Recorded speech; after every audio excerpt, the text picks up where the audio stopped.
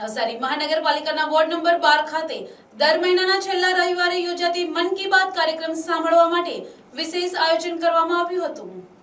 રવિવારે સવારે સિંધી કોલોની સ્થિત સિંધી પંચાયત હોલ ખાતે આયોજિત આ કાર્યક્રમમાં વોર્ડના કાર્યકરો અને નાગરિકો ઉત્સાહભેર જોડાયા હતા। કાર્યક્રમ દરમિયાન લોકોએ નરેન્દ્ર મોદી દ્વારા રજૂ કરાયેલ મન કી બાત સાંભળી પ્રેરણા મેળવી હતી।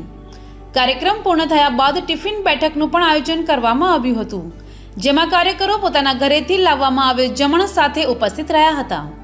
બેઠક દરમિયાન આવનારી ચૂંટણીને લઈને આયોજન અને ચર્ચા વિચારણા કરવામાં આવી હતી।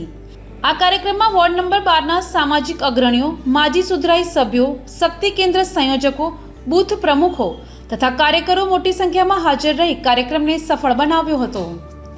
આજે આપણા શ્રદ્ધેય વડાપ્રધાન શ્રી નરેન્દ્રભાઈ મોદીના 132માં મન કી બાતના કાર્યક્રમમાં આગામી ઇલેક્શનને ધ્યાન રાખીને આપણે એક બેઠકનું ટિફિન બેઠકનું પણ આયોજન સાથે રાખ્યું હતું અને મન કી બાતના આ સફળ આયોજનમાં આશરે વોર્ડ નંબર 12માં 150 થી 200 માણસો હોલ ભરાઈને બહાર ઉભા રહે એટલા માણસોની હાજરી, અને તે પણ બધા બૂથ પ્રમુખો, શક્તિ કેન્દ્રના સંયોજકો, સામાજિક અગ્રણીઓ, માજી સુધરાઈ સભ્યો અને એ બધાએ હાજરી આપીને આ કાર્યક્રમ સફળ બનાવ્યો છે।